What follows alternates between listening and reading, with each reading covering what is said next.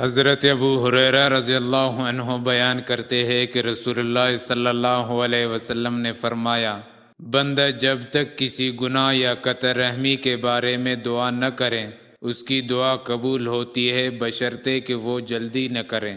عرض کیا گیا، اللہ کے رسول جلد بازی سے کیا مراد ہے؟ آپ صلی اللہ علیہ وسلم نے فرمایا، وہ کہتا ہے میں تو بہت دعائیں کر چکا لیکن میری دعا قبول ہی نہیں ہوتی۔ اس صورتحال میں وہ مایوس ہو جاتا ہے اور دعا کرنا چھوڑ دیتا ہے۔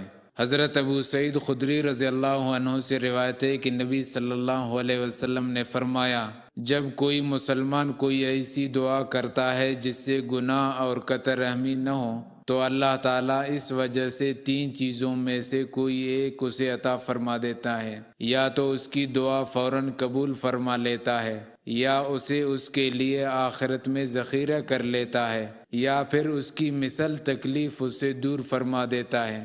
صحابہ نے عرض کیا، تب تو ہم زیادہ دعائیں کریں گے؟ آپ صلی اللہ علیہ وسلم نے فرمایا، اللہ تعالیٰ دعائیں قبول کرنے میں بہت زیادہ ہے۔ حضرت جابر رضی اللہ عنہ بیان کرتے ہیں کہ رسول اللہ صلی اللہ علیہ وسلم نے فرمایا، اپنی اولاد اور اپنے اموال کے لیے بد دعا نہ کرو، کہیں ایسا نہ ہو کہ تم کسی ایسی گھڑی میں دعا کر بیٹھو جس میں دعا قبول ہو جاتی ہے۔